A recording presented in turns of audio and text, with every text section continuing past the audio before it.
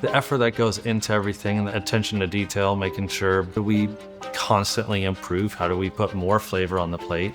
How do we give a better texture? We're always looking at these things for improvement. To me, that's very Japanese. We always want to be better.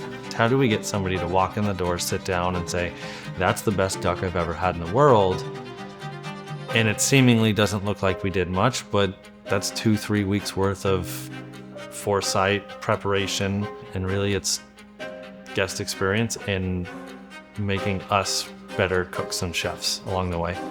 Matsu is a tasting menu focused restaurant. We do have a la carte, but it is kind of an exploration of the traditions and techniques within Japanese cuisine and where we apply that to our terroir of Southern California.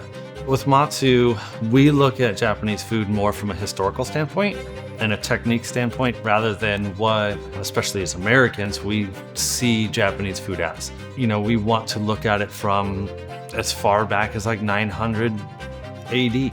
As that has kind of taken over Japanese food in America, heavy mayo sauces, rainbow rolls, stuff like that.